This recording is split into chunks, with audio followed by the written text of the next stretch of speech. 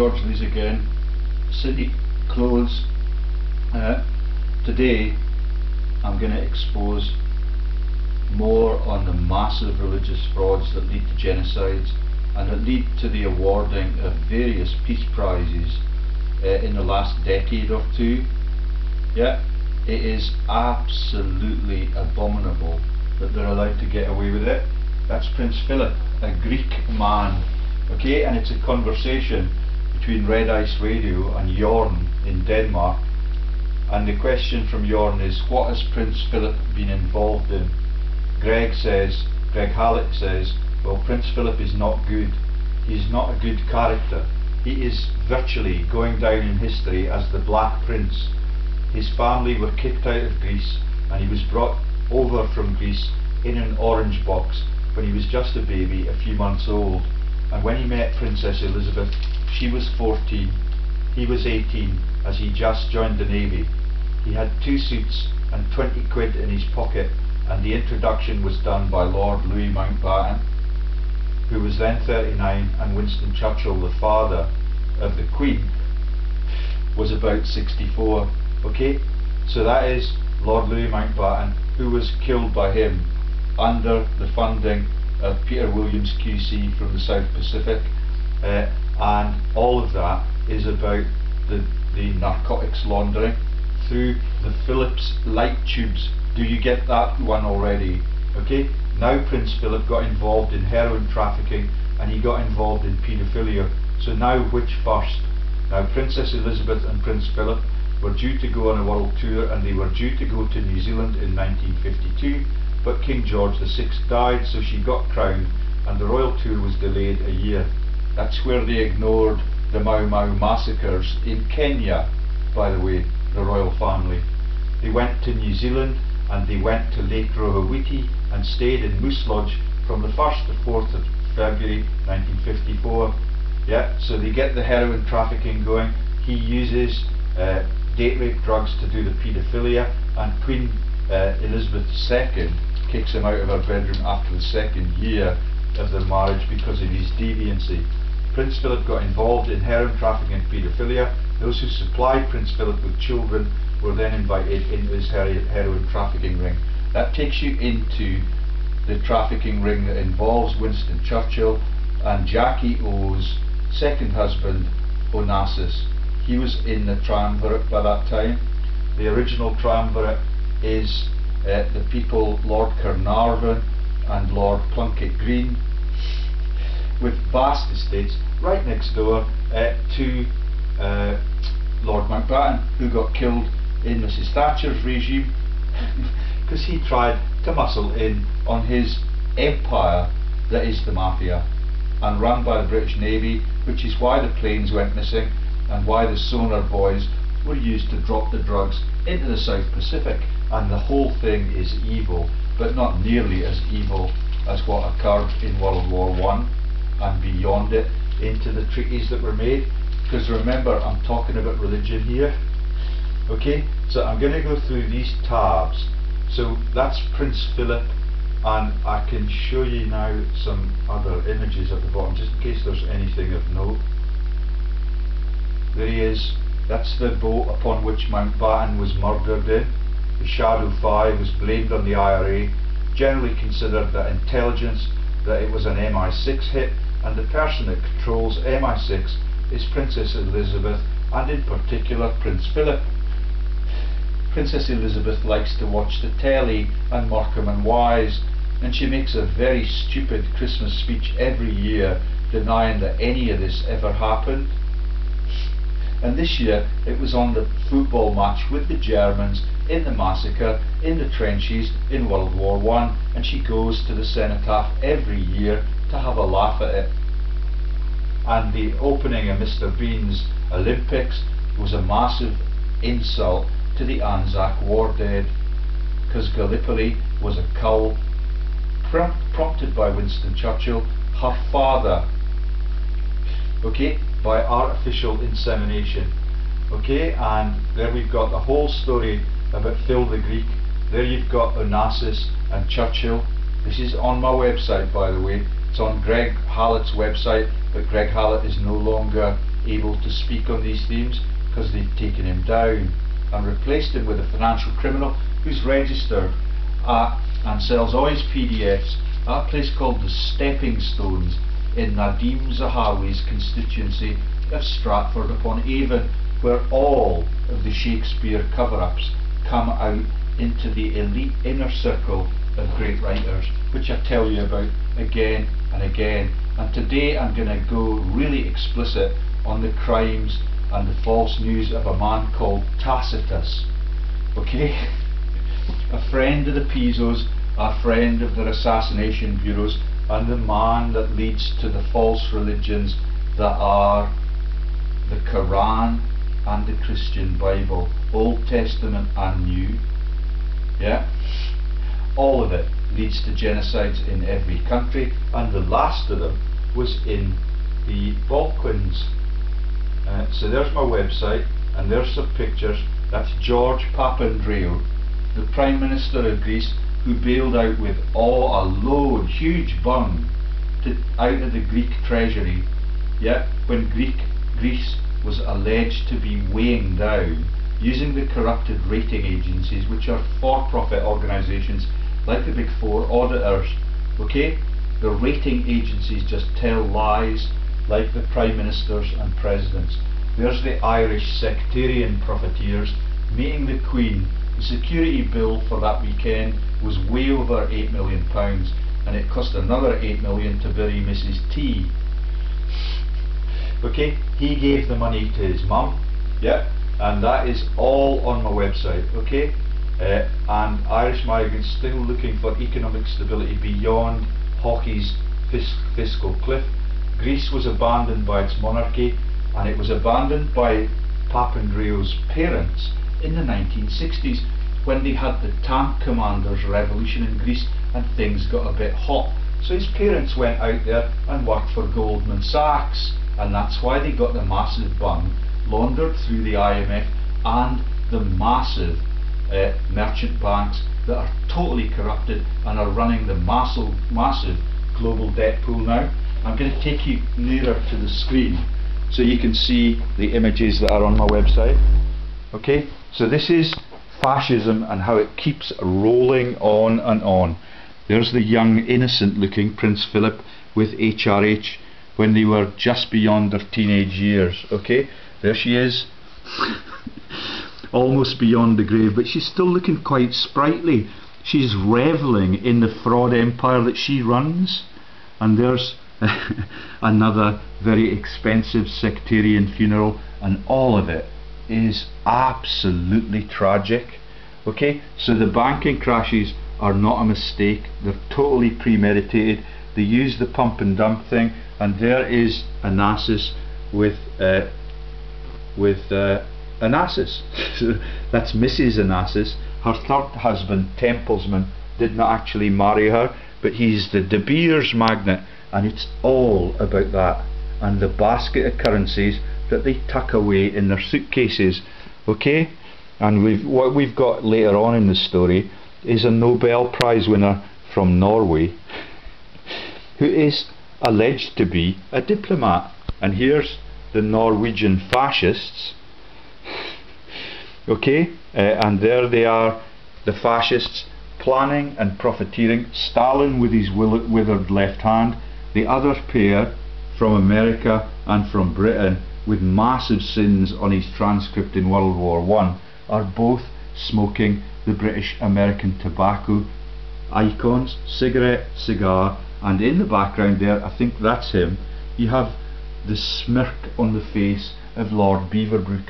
Those are the people, along with Hitler, who planned and executed all of those millions of people and all of the innocent bystanders in World War II.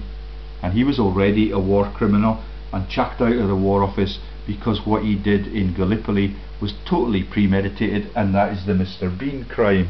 Okay, so it's strange that this video could be on religion, but let me show you. Let's see if there's a picture of any war zone, and it will take in the place that I want to talk about this evening, which is once again the Bosporus, the Sarajevo region, and the Islamic terror threat that was imposed on the world by Italian speaking and Latin speaking scholars from, so there's the team, Lord Beaverbrook, Max Aitken, and there we've got, let's see if I can scan down manually. In 2 world wars, 80 million men died, or people died, so the men in suits could make deals or loans or acquisitions. And there you see the internment camps, there you see the war graves. But we've done all this before, and now everything that's written up in the paper is a fake up, because they have nowhere to go in defence of these strategies. But they need not fear disclosure now, because these are ancient crimes, and the new leaders are much more gentle with their people so far. They know what's coming to them when the militias turn on them. Okay, right then. Oh, I can't get it to scroll.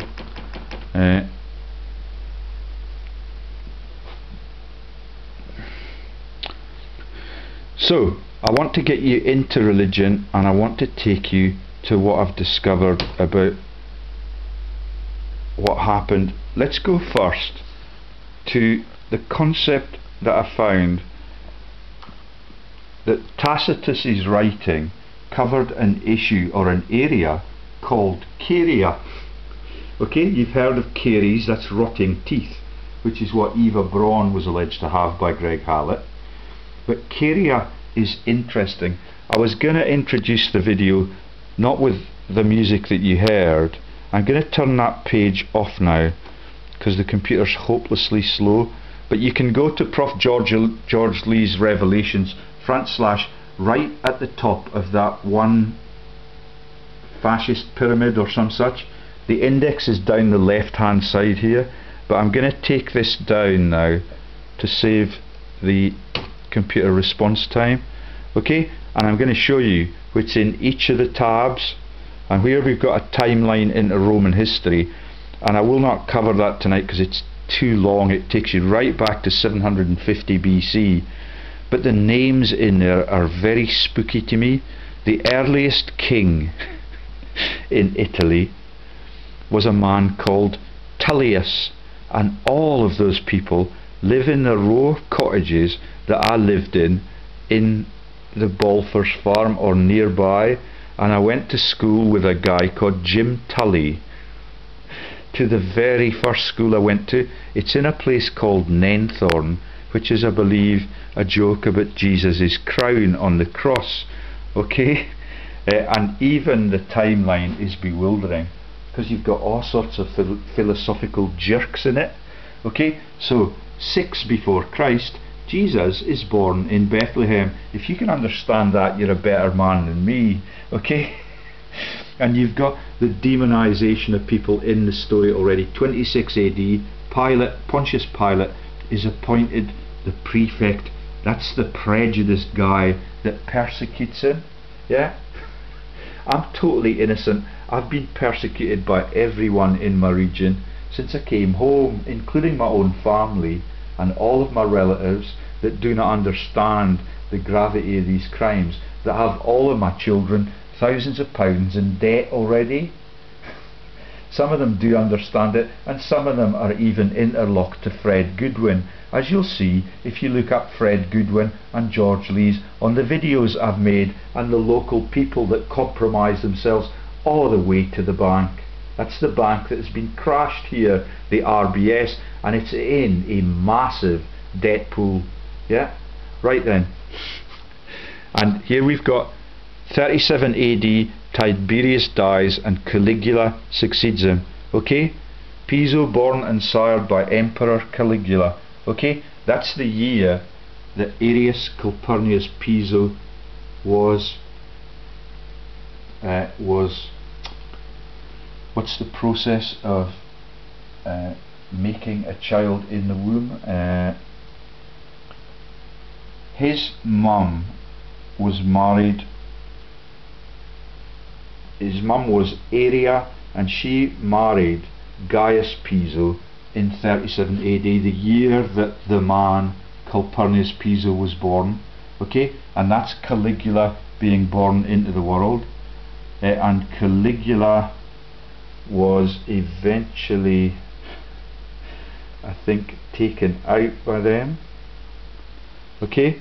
But here we've got the lead up 41 AD, and what we've shown you already is, so that's the timeline of Christianity. Here's the timeline of Roman history in a broader context, and I could spend ages on that because it's full of jokes. Let me show you some of them just on the top few hundred years. So we mentioned the battle at Veii, which was the battle against Rome against the Etruscans within 10 miles of the city. So there we have the reign of the first king, Tullus Hostilius, okay, and then you've got a Lucius Tarquinius Priscus, okay. All of those names become jokes in popular culture, fairy tales, and what you've got here is Lucius Tarquinius Superbus, yeah, the name of the easy ride for the elites, yeah. That's the Anglo-Ag crimes, all of the massive bus empires and all of the frauds that involve all of the state-sponsored bus companies that have been asset stripped and have become private, okay. And the Lucius joke is the Lucifer inference, okay. And we've got this guy builds a temple to Jupiter, and that is the Jove, yeah, and Michael Gove jokes, okay. And what we've got here are priests named Maximus, high priest. I don't know what religion that is in, because it's 508 BC. They could be animists, but they've got the Pontus name that ties you into the Black Sea, and the Pontifex Maximus, okay. Here's the Roman Etruscan wars 10 miles to the north of the Vatican, okay. And what, right from the start, you've got the common people, 494 BC, and all the jokes about Reg, which means king, Regina, yeah, regal, yeah, and Reg is in the jokes about the life of Brian being the king, yeah, the king, the god, the father, yeah, the Mary becomes the mother of God, yeah, from that point. And when I looked at the other night the history of the Roman Church, the winds were massive, and there were many trees down in our region in great big branches falling over all of the parklands where the trees grow. Yeah, I will make a video on that topic after I've got these really sick, much more current jokes out about how they asset strip the world and how they tie every conflict and every argument and every diaspora into religious conflicts introduced entirely by them. So the Plebgate scandal occurred by a man who's stolen millions for the funding for Africa. I forget his name, Mitchell I think. Yeah, following the first succession of the plebs, 2 tribunes of the plebs and 2 plebeian idols are elected for the first time, and that launches the Plebgate scandal when I get interested in ancient history, okay. And we've got marriage between patricians, aristocrats and plebeians, commoners allowed 445 BC, okay. That's way before they need to put commoner K into the marriage, and when they need to change the laws of succession, it's to cover the history that Greg Hallett so bravely told us about Prince Philip's capacity to murder his family and his eldest son's own wife, that's Princess Diana, and that joke is explained later on in the story, okay. The Dira jokes and all of the die jokes and all of the men that say knee jokes are explained in this episode, okay. So let's have a look at the tabs, and I looked up Ninian because I'm very interested in how, when we got on this timeline to 79 AD, you've got all of the crimes that occurred that mean that Vesuvius explodes on the Villa Papyri. I could take you there, but it will cost me too much time. Okay, so Ninian was one of the first leaders of the Christian church in Scotland. I'll show you a little bit about his history. Do you get it? That's the men, the knights who say ni. It's all over every page on this story, because the Piso story and the knights that say pie, that win all of the Oscars in Hollywood, yeah, and all of the Calpurnius jokes that you've heard about, and all of the chicken and eggs Gallus jokes, and all of the Sibel jokes about the leopard and the Leopold, that's the father of Mozart, all of it is a massive laugh for them. Okay, and most of it, if I'm correct, is false news, because these people, many of them, never actually existed. Yet there's no way of proving that now, but because of the news that we see today, and because of the news that you see here, and the lack of any objective evidence for it, apart from fine art that is produced centuries after the people die. Okay, so Saint Ninian, yeah, to be a ninny is a very popular expression up here. Okay, and this guy was allegedly born in 360 AD. Remember that the Piso family went missing out of the Roman court in 140 AD, and by the time we get to 610 AD, they have written the Quran and launched the Islamic threat. And the Islamic threat is the huge issue that is on the bottom three tabs here.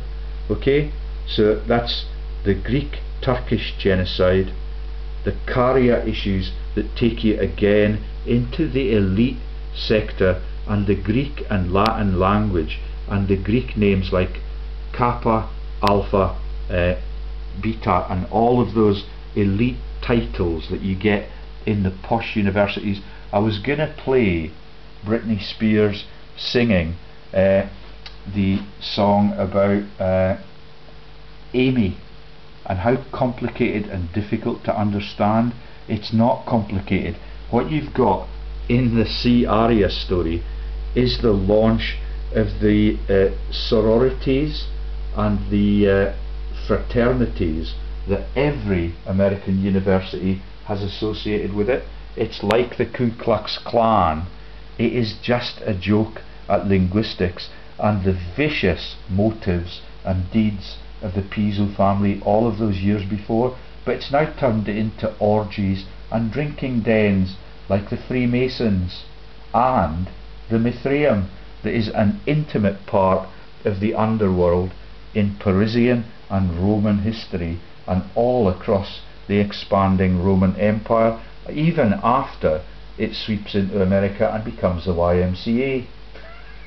Right, so the Antonine Wall, there's a bit on that. So St. Ninian died in 432 AD. Let's show you a little bit about what we have written up about him. So he's an Episcopalian leader, 4th to 5th century. Ninian's major shrine was at Whithorn in Galloway.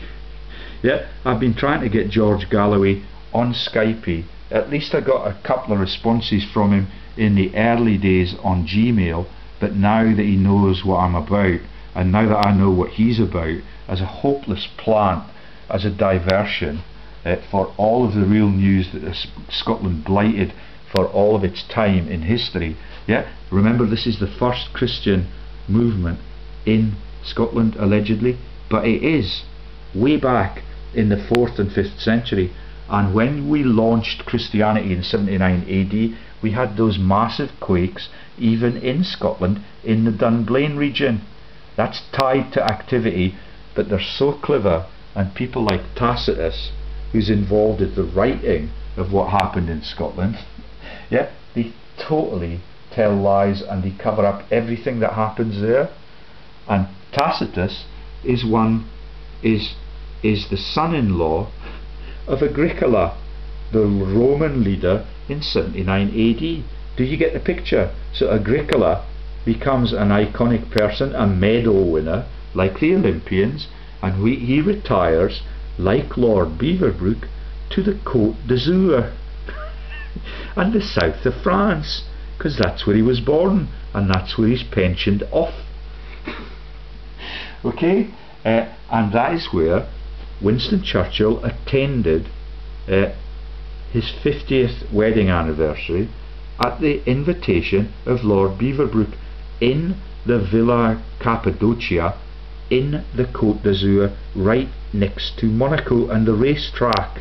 Okay, all of the profiteers have it easy, and I don't believe that Antoninus ever took a step out of Rome, and all of his brave deeds and the genocides were committed by other generals or warlords, some of them Spaniards, some of them Dutch, some of them Germanic, some of them Visigoths. Yeah, and all of it is propaganda right from the very beginning, and the men in the togas get the trickle down, and some of those men in the Aurelian movement are actually jokes about Scottish culture, and it's the Jamesy Cotter from in the Aurelius dynasty. Yeah, so that is the Marcus Aurelius dynasty that is associated with the Antoninus breakaway, and Antoninus Pius is the label that the first of those people are given by Hadrian and the Piso relatives that had their elder brother killed because his writing was demonizing his own dad, Arius Calpurnius Piso, as being the devil in the Bible. The world is full of rifts, full of assassinations, and full of indecent activities that include genocide right into the 1920s. Yeah, that story is horrendous, and I will focus on that story until I get the news out, which is why I've exposed George Papandreou and the new regimes from Greece as profiteering deserters to their country, because every time there's bullets flying around they go to America and they take haven in the banking dynasties that fund all of the global financial crash. Okay, and the Nansen story is about the genocide in Greece and in the Turkish regions, yeah, over whether or not the bloodlines of the people that were conquered in World War I, where the land was grabbed, yeah, have the right to stay in the countries that they were born into when they've been conquered. And the terms for the relocation, aka the massive 2 million people that were moved from their homes, yeah, ordered out of there by the authorities in Switzerland, yeah, and by the man Nansen, who's a polar explorer, a neuroscientist in the invertebrate brain world, and he wins the Nobel Prize for condoning the genocide that was regulated out of Switzerland.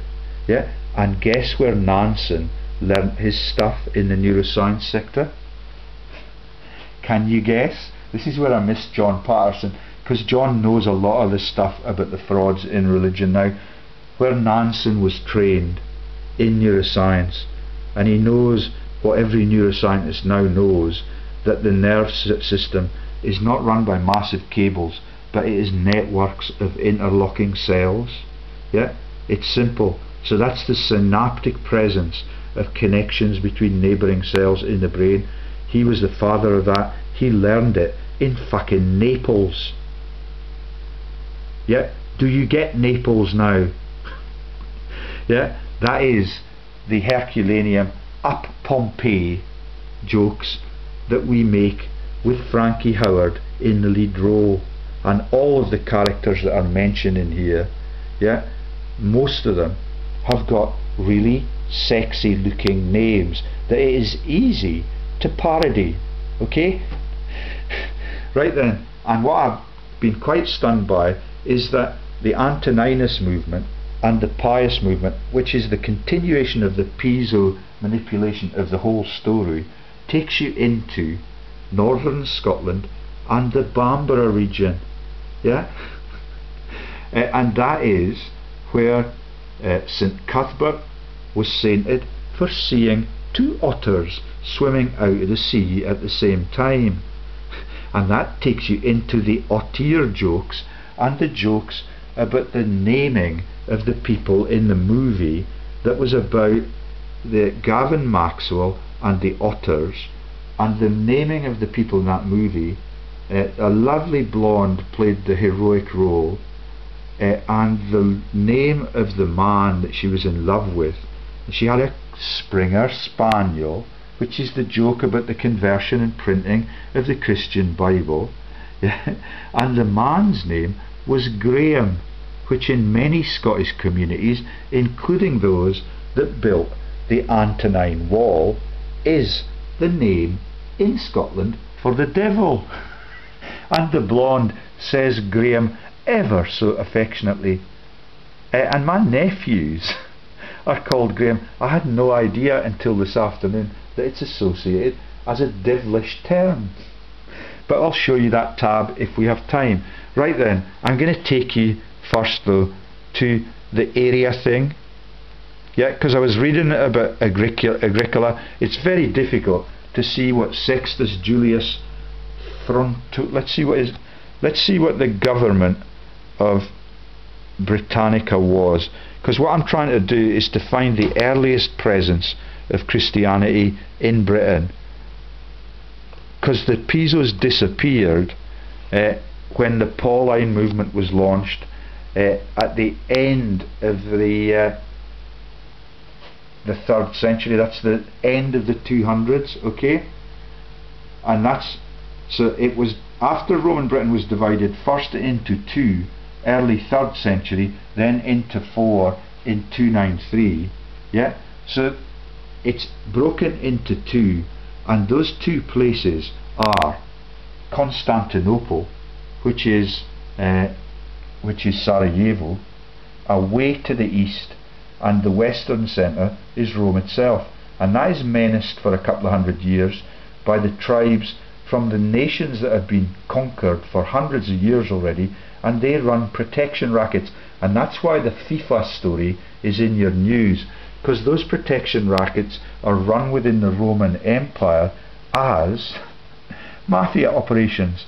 And we mentioned a man called Connivan, which is the knife crimes joke, and he's the conniving bastard, but he runs the death threats and coerces the might of Rome into making him a subsidiary. That's the FIFA joke. Okay, run by Germans in the Austro-Hungarian region. And when I asked my friend, who's called I can't remember, I will not tell you what my friend's name is until it comes up on one of the tabs, okay, because it's a massive joke. It's a massive set of interlocking jokes, and all of the people are the victims, because every one of the religions is a fraud, but it is a massive tool for genocide. So let me take you to this man, okay?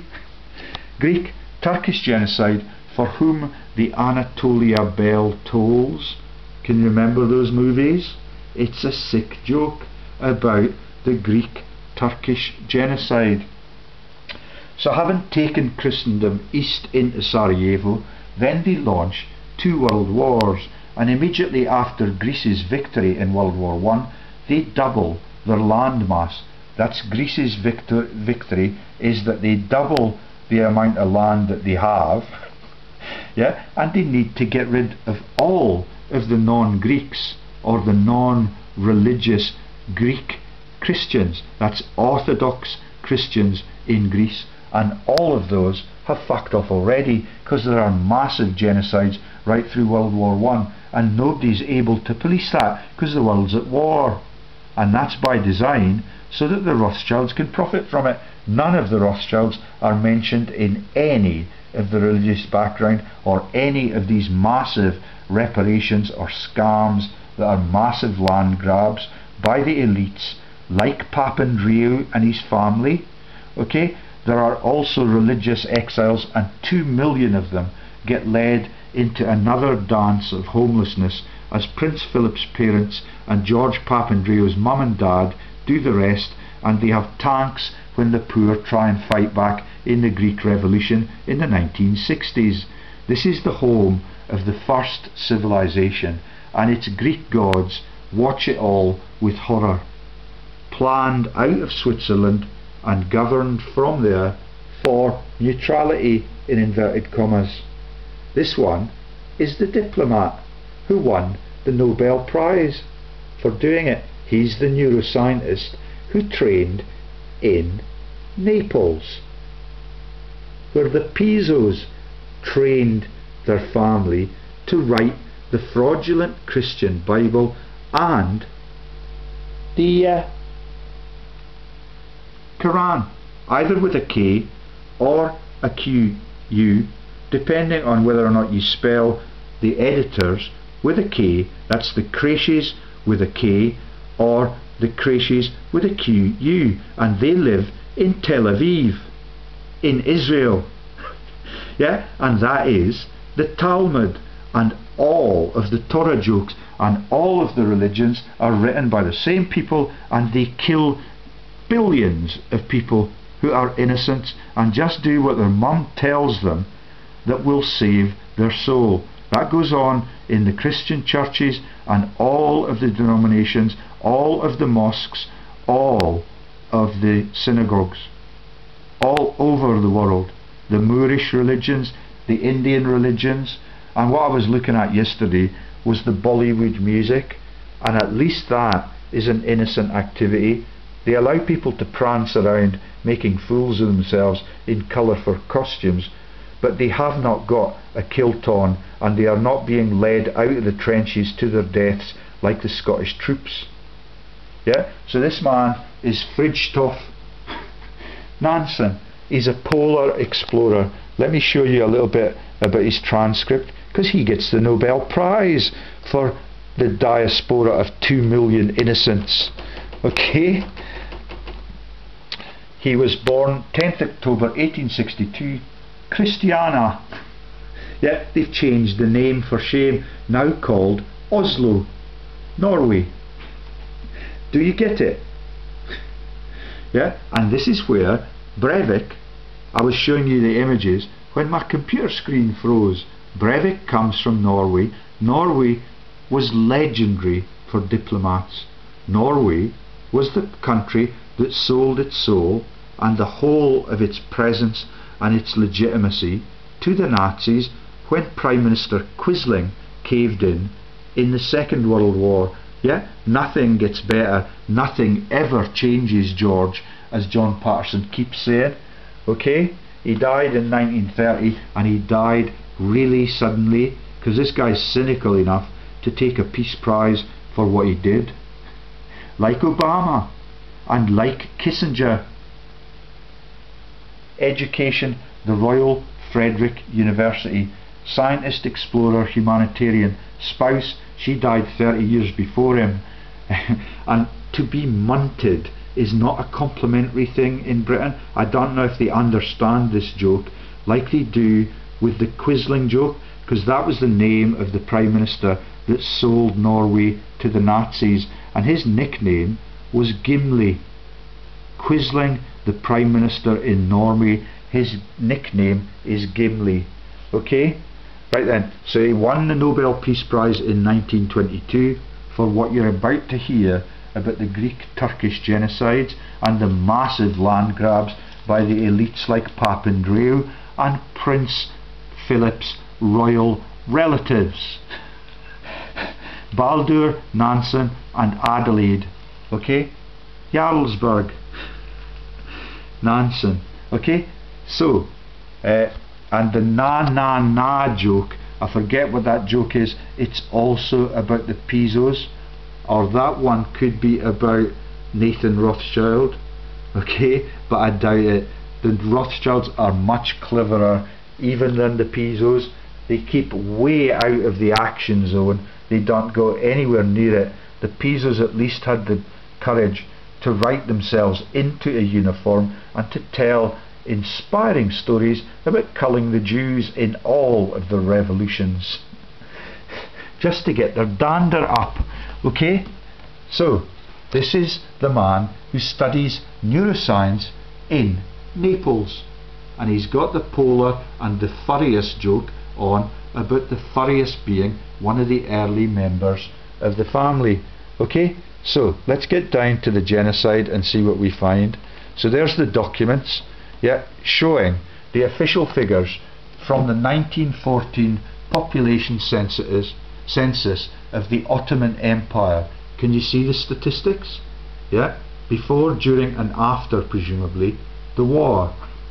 The total population, sum of all the millets, yeah, that's the Miller joke with the Christian cross inserted in it, was given 20 million. That's the population of the Turkish Empire. Yeah, that's the empire where the Pisos went. Yeah, that's Byzantium. The Pisos went there when they went missing after the Antonine dynasty was formed, and that is the Anai Anici, as Abelard Royplan told the story. Yeah, it ties you into Hadrian, it ties you into Tacitus, and Tacitus tells the stories about British Christianity, the Roman Empire and the Church of Rome in Britain, and he tells the stories way across here in the eastern side as well. Isn't that convenient that you have a Quisling who's prepared to write lies to protect his families and the murderers that will kill the emperors if they try to leverage their way to make Rome a real democracy? Yeah, that is what happened to Caligula, and that is what happened to a number of the emperors, including Caligula died within 4 years of becoming the emperor. Not sure whether the Pisos took him down, but the Pisos took down the fat bloke Nero, yeah, and Nero's wife was Poppaea, the woman who launches the puppies in the more modern genocides. Yeah, okay, so this project is called, that Nansen won the Nobel Prize for, Population Exchange between Greece and Turkey. Okay, so there's 20 million in the population of the Turkish Empire, and the Greek population has only 2 million. The 1923 population exchange between Greek and Turkey stemmed from the convention concerning the exchange of Greek and Turkish populations signed at Lausanne, Switzerland on 30th January 1923 by the governments of Greece and Turkey.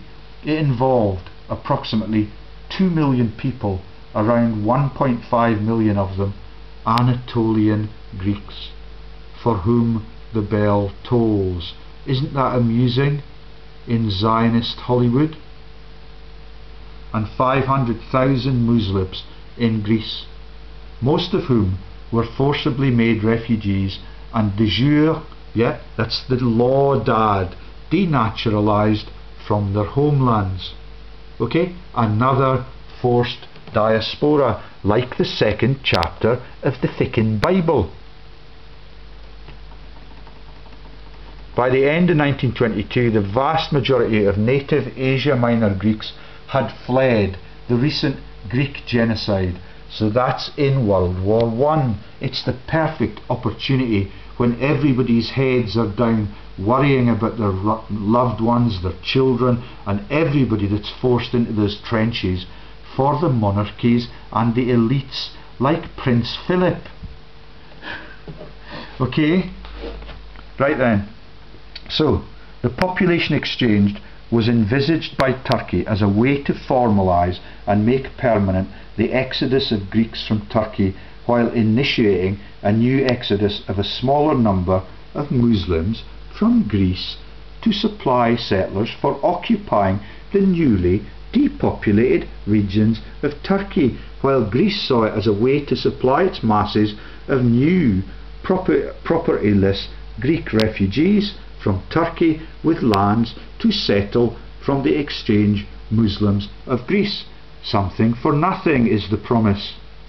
Yeah, but what you do is give up everything you have, and everything you have has to be put in a suitcase or on the back of a donkey truck.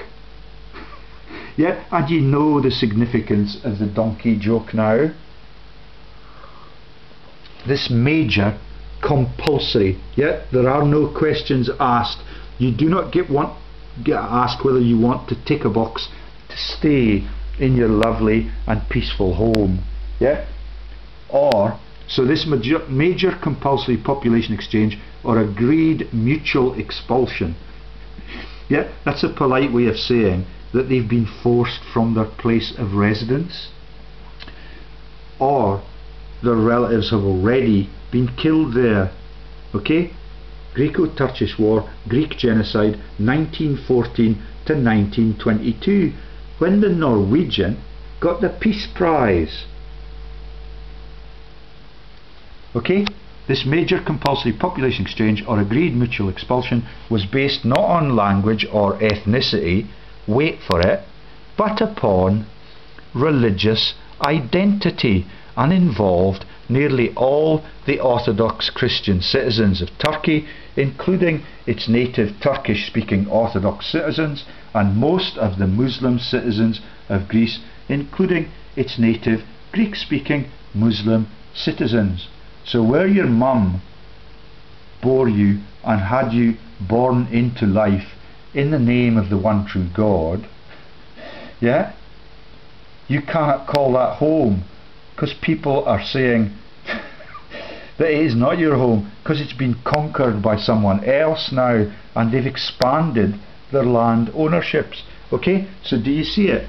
The masses are being controlled, and the mosque slaughter, yeah, that's the Orthodox masses, and the mosques are being slaughtered in the name of the one true God, yeah, by people that win Nobel Prizes, that are neuroscientists and polar explorers and elite sportsmen, because they do the skiing in the Olympian tournaments. Okay, right then, I could take you right through all of the highlighted tabs. Let's just go to the bigger ones. Okay, and there's the affected regions, and you can see where it is. We've been there before. Yeah, the Black Sea region, the Crimean region, yeah, the Bosporus, Constantinople, yeah, that is Sarajevo. That's where all the mosques were put up. That's the launch of that religion by the Piso family, and the stories that they were told in the Quran were written with the 10 key characters extracted from the Christian Bible and inserted right into that story. And I met a woman called Gabrielle today, and it really spooked me. Yeah, every one of the humans that are subjected to the torture are innocent. They just do what their parents tell them, and when the government tells you to do it, there is no way that you can back out, and you're dead in a ditch really, really quickly. Yeah, so in this case it's right next to that biblical place that is Caesarea. Yeah, can you remember the tax paying commitments there too? Right on the Med, right in the route into Gallipoli, and all of it is a massive crime scene, because the Balkans in every conflict create massive friction. And let me show you what happened after, in the lead up to the European Union winning the Peace Prize. Where is that one? I was going to play the Onward Christian Soldiers song to you for a few minutes. Please notice that the Christian the ordinary Christian crutch that does not apply to the Greeks is not applicable in this story. Yeah, because you've got the Orthodox movement that sweeps into Russia, but this story about the Christian soldiers that went with those uniforms for 2,000 years, yeah, to brutalise what they call the Holy Lands, it is ever so sick. And then you've got the Inquisitions and all of the things that created those massive storms in the lead up to the weekend. We detected from the very beginning. Civilians came across the body of a female. You ever see something like this? Sure.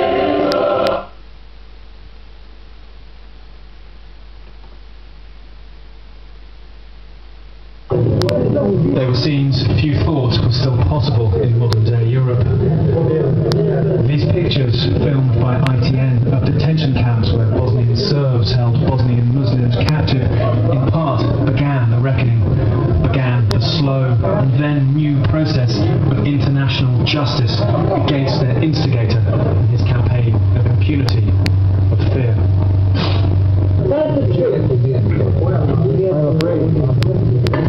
Today, Radovan Karadzic, now the bearded alternative medicine man, was finally caught up with. The refugees remain still, and so do the memories, joined today though with a little incredulity. So these are the same memories that the government and the leaders and founders of the churches are guilty of all those generations back, okay? And the Ottoman Empire became the empire when the Turks were able to outmuscle the Christian soldiers. Way back in, I think, about the 6th century, and that's when the Quran was launched by the same Piso slaves. That's the creches, and that is the Cray twins joke in the London derivation of it. Okay? It is absolutely brutal, and all of the memories that all of these people have about their loved ones being culled, yeah, in league with the Vatican, in league with the Ataturk people that are still in the story when we get into the 1920s, when the Norwegians win the Nobel Prize. And this issue got 2 Nobel Prizes, one after the sudden death of the character that we just told you about, the neuroscientist. Okay? And remember that the Piso fraud, the break-off of the cowardly people that could just have been written about entirely by Tacitus, yeah, without ever having existed. It could be the joke that I told you about, It's a Wonderful Life, because the people that went after Hadrian to England did not actually go there, they did not appear there. All of their work was done by their in-laws, and those are the names that I've given you, the 2 that were in Britain in the 79 AD period, when they began in Britain to get the massive earthquakes. Remember, we have the fault line also in Nairn, where Aberdeen, where the first English translation of the Christian Bible was printed in Scotland. Force 5 quake there, same year. Okay, there is a God, and all of you need to be God-fearing, but you need also to watch out what the Prime Minister and his War Office does. That's why Churchill was so vicious. He's involved in the bleeding chamber crimes, he's involved in the cullings in World War I. They put him out of the War Office for shame and what he did at Gallipoli, but they have him back in as a profiteer at the Admiralty, like Prince Philip. Prince Philip is the head of the Admiralty for 30 years, when he's also the head of the Poppy Fund after Butcher Haig packs up and before the Duke of Westminster takes over. It's massive, and all of it is genocidal. Right then, let's take you back to what happened to those poor people, dispossessed of their homes, sent away with their donkey truck, and all of them had to get away to new regions to find a safe haven. Okay? After the Balkans War, Greece had almost doubled its territory. Now listen to the logic that leads to what Switzerland did with them. After the Balkans War, Greece had almost doubled its territory, and the population of the state had risen from approximately 2.7 million to 4.8 million.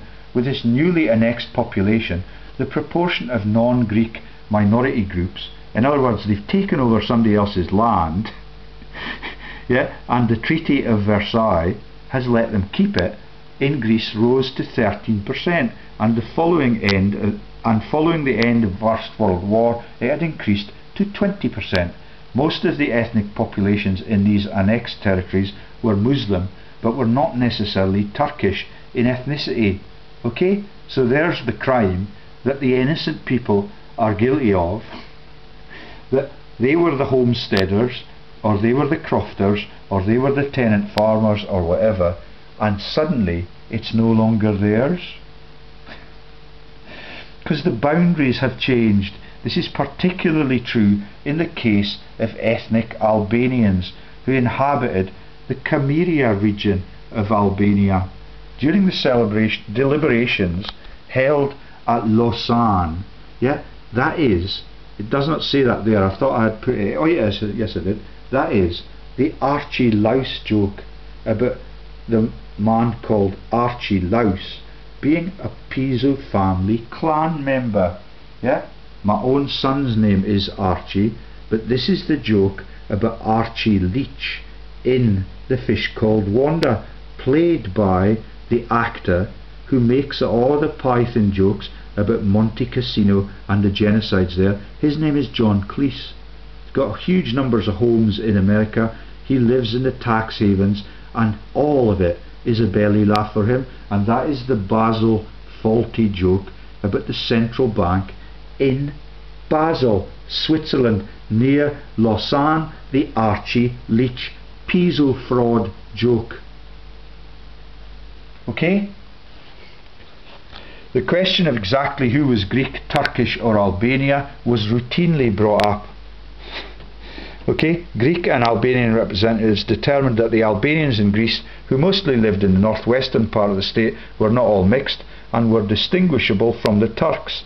Ultimately, the Greek authorities decided to deport thousands of Muslims. So do you get it?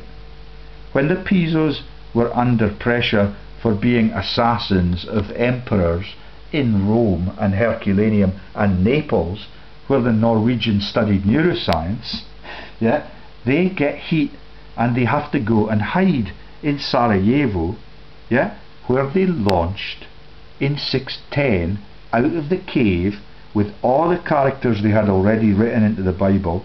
They launched the Quran with the K or the QH, depending on what their mates in Israel wanted them to do. That's the Jews. Okay? And all of a sudden I realise why my son is playing, he plays rugby for the Agrics, and they are part of the medical community, and that takes you into the massive jokes about the sororities and the secret societies in the universities. Do you get it? Is playing for the Agrics and Agricola. There is a mud school in Newcastle, but what Harry plays with is, and Harry's also the Aryan name. That's my fault. I was unaware of this story when he was born. Okay? And so it's absolutely massive. Let's have a wee look at what Agricola did all those years ago. Have we done enough on this?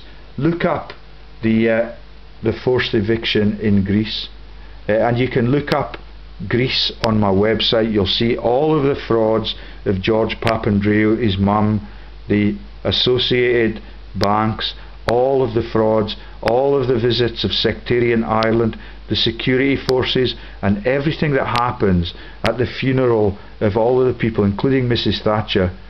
They can no longer afford a night out in the red light district. That was the official cover for the bills for all of those scandals. When the Queen met the Irish leaders for the first time, the bill for security was way over, I think it was £8 to £10 million for one day's visit. All of it at the expense of all of the people and all of the taxpayers. And ultimately they decided to deport thousands of Muslims. And look at the names, okay? So you've got names with Piso in it, twist the letters around. You've got Thesprotia, Larissa with the Aryan name, okay? Edessa with the Odessa connotations for the Catholic Church. Pope Pius, remember that this is the offshoot that is Antoninus Pius. When they use that, it's the moniker for the Pisos. And when they use Ni in Ninian, it's because we've discovered this joke already. And when they use Nil, it's the joke about the naming of the Nile. And it comes through all over it. Okay, so that's the Edessa file, the Christmas dream joke. Florence, Kavala, Salonika, okay, and you've got the na-na jokes come into it again and again, okay, na-na-na-na-na-na, and that's Lily Allen. Watch the air balloon one. It's particularly sad that she's prepared to compromise her children's health by making jokes about Jesus Christ never getting home on the cross, in orbit all around the earth, all of these years after his fake up was told by the Pisos in the story. Okay, so what else can I tell you? Let me show you the links between Antoninus Pius and Tacitus. Yeah, remember the stories that are coming out about the Antonine Wall are written by Tacitus, and the stories that are coming out about the new emperor, who's favoured by the murderous grandson of Arius Calpurnius Piso, who's just had his own brother killed after serving in the Roman forces. I think it was at Masada. Okay, so the innocent brother who wrote the father as the devil into the Bible and fought for the Roman armies came back home and was taken to Rome and topped by the regime. And I had no idea. Let's have a look at the Cotters and how they come into the story, because that is the drunken little mate of Rab C. Nisbet. You probably heard me having a little sip at my red wine. Can you see that that is not the product of that miracle that I tried to pull on air the other night? This is actually purchased from Lord Sainsbury's supermarket, and it's quite expensive. It was not water to begin with. All of it is a joke at everybody's expense. Right then, so the Cotters, yeah, he wears ludicrous clothes. They make absolutely abysmal jokes. But the first member of the gens who obtained the consulships was Gaius Aurelius Cotta in 252 fickin' BC. James A. Cotta, okay, spelt different, but that's the gist of the joke, okay. And what you've got in the prenomia used by the Aureli, yeah, that is the shining golden-haired dynasty, yeah, and that is the Golden Horse joke. Yeah, look at the music of Golden Horse. All of it is lovely, and all of it is my wife's favourite, and I love it too, which is very unusual. Yeah, but when you look at it, it reminds me of our visit to Ireland and a drunken mum in a pub, because everybody knows that I was born for this job. Yeah, that's the soothsayer being able to tell the future story. I was born into this life to get the corruption outed. Yeah, I don't know if I'm capable of greater things, but only time will tell. But what you've got here is a list of the names of the people. Yeah, so when I went to Ireland, we met this drunken elite person. He had all the giddy red trousers and all the tweed jackets, but it was a pronounced Irish accent, and he was blind drunk. And when we went into the pub with my eldest son, because it was the only son we had at that time, yeah, he tried to give us a golden racehorse as a reward to take out of the pub. That's the Golden Horse equestrian joke, because of the hippos name in Greek Orthodox. Yeah, the name for horse in Greece is hippos, and that is the joke about all of these things being part of the equestrian movement. It might even tell you that up in there. Okay, and the aura, can you see it, the saintly aura? But the names used in the Aurella during the Republic were Gaius, so that's Gaius Piso, Lucius Piso, that's the one that had his brother Justus killed, Marcus, and Publius. Yeah, and that is the Publius pseudonym for the Hadrian person, yeah, that launched the pub in Northumberland, where we went with all of my students. Yeah, and the Aureli 5i used Titus, Marcus, all of the nicknames, all of the Piso story that Abelard Reuchlin has told us already, yeah, and Lucius, while the Aureli Symachi used Quintus and Lucius. Okay, Aurelius is usually connected with the Latin adjective aureus, meaning golden. Okay, so I understand now the drunken Irishman, and it may have referred to the colour of a person's hair. Okay, however, the original form of the nomen may have been Ocelius, much as the original forms of the nomina furia, the Furia joke, Piso family member called Furius. That is the launch of the gladiator's jacket and the things that keep him warm in Germania when they're brutalising the FIFA coercion tools. Yeah, that is the connivers, the conniving bastards.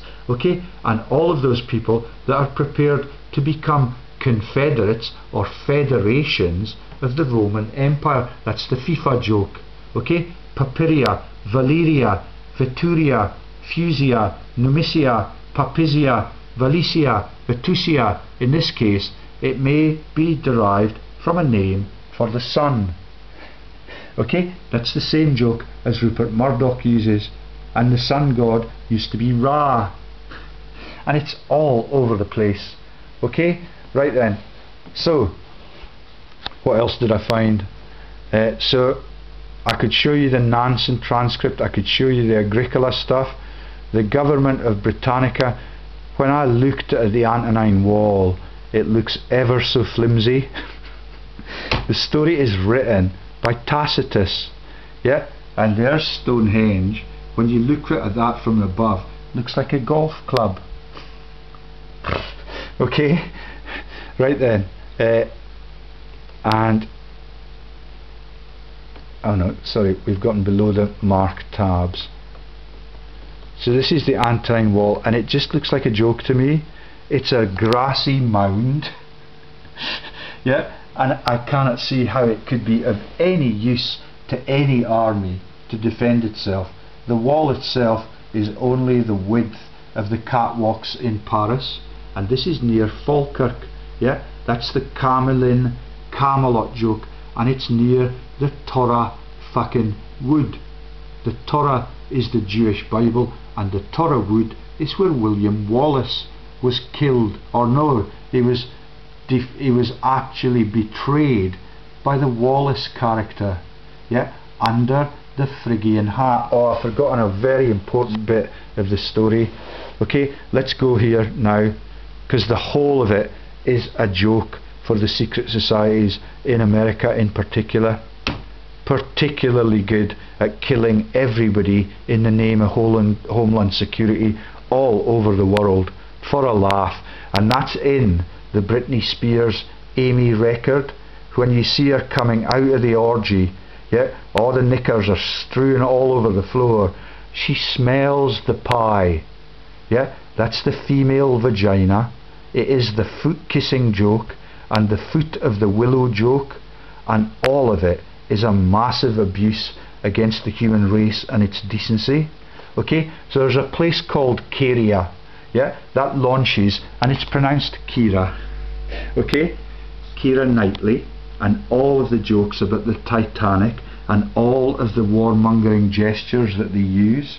Okay, all the other legends jokes are rolled up into this Phrygian Pythonic farce, and it launches the Greek sororities USA, which have become divisive black man's KKK tools to replace the university intellectual secret societies with trivial bigots and people that just want to get pissed, because every one of the sorority or the fraternity households has got a party scene. Yeah, it's got a house where you can sleep for the night and you can kip over. Okay, so the first of these and the most famous, and my replacement at Tag University before Miss Darlington took over, yeah, was a member. All of the elite graduates from the American universities become sorority members or paternity members. Okay, so the woman Rhonda, that was my colleague, yeah, but was actually my betrayer as part of the whole of the Otago team, because they know I'm coming south as an innocent, and my boss in that department was a Nicholson from Musselburgh. Her husband is a Burns Club fanatic. Their whole lives, she's from Bristol, where all the money launderers come from, yeah, all of the allegiance to the slave trade, all of it ties you into fraud for all of your time. Okay, so the university link to the elite degree or the postgraduate qualifications in those days used to be Phi Beta Kappa, yeah, so that is pi, but the pi joke's out now.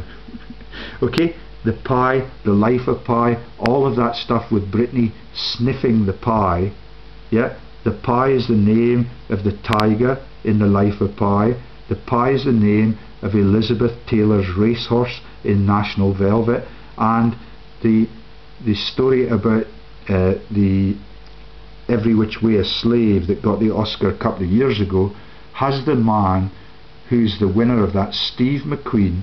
Yeah, it's just a deliberate cover for Steve McQueen, the war crimes joker who escaped from the prison camp, and 50 people were killed because it's the Piso code number.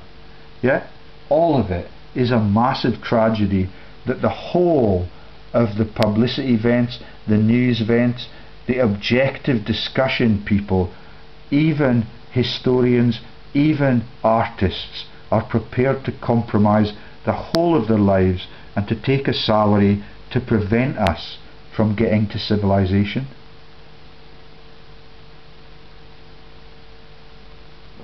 Right then.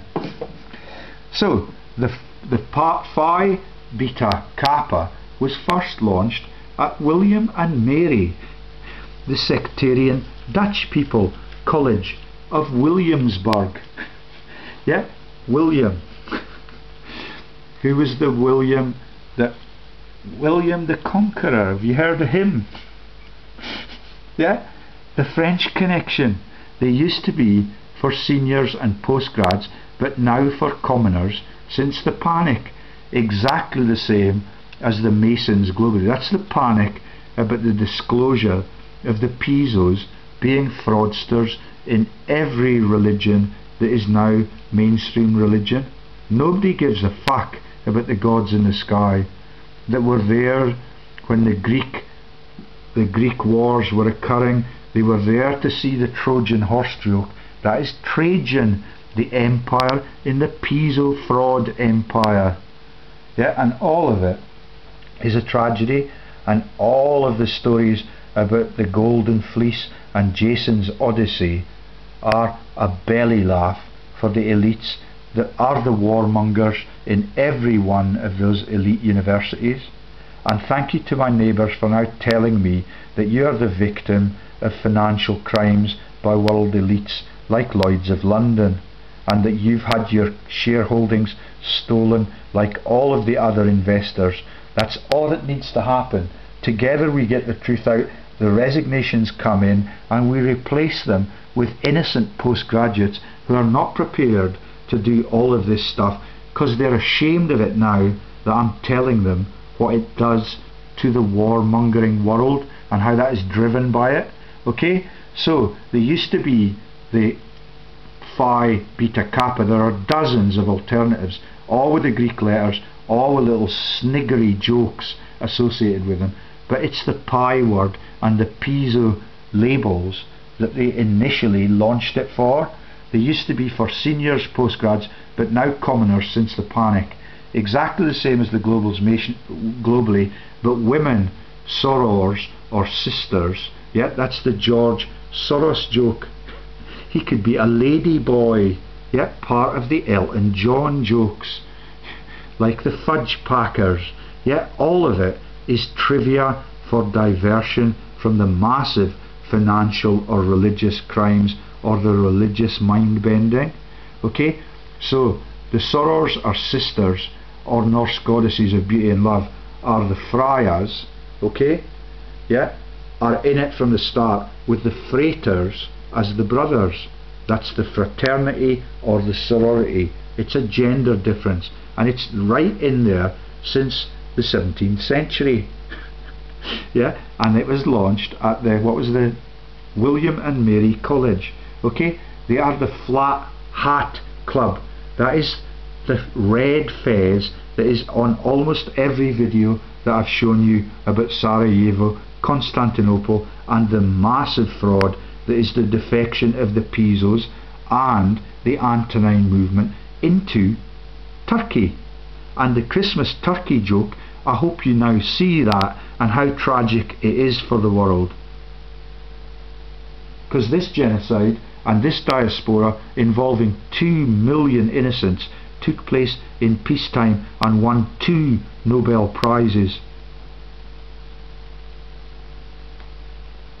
Look it up on Wikipedia, please, please look it up. Get the statistics for yourself and see how massive the imposition is of all of the false religions on the world.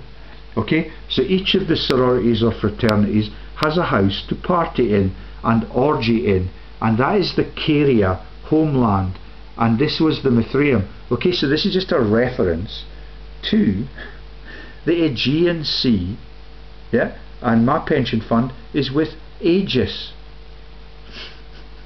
Yeah, all of it is a belly laugh for all of them through all of human history. And there's the Caria story.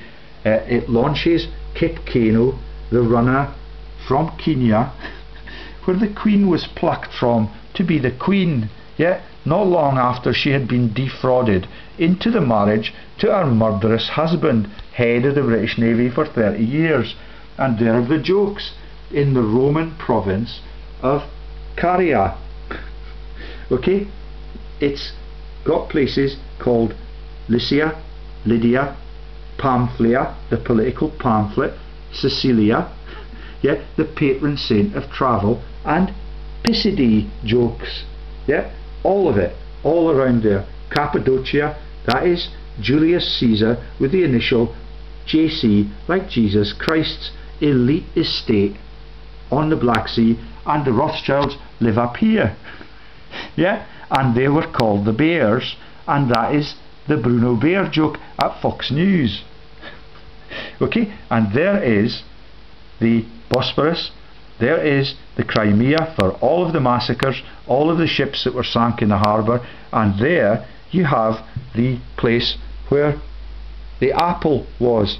That is the L'Alma Tunnel, is a place in that region, and that is the tunnel in Paris where Princess Diana was killed. And the Diana joke is part of the Dira joke, which is local. Yeah, that's the Scottish borders. I might have time to get to that. So Byzantium, the Piso haven beyond the Antonine east-west divide, and that becomes the Middle Earth jokes, because Rome is in the middle.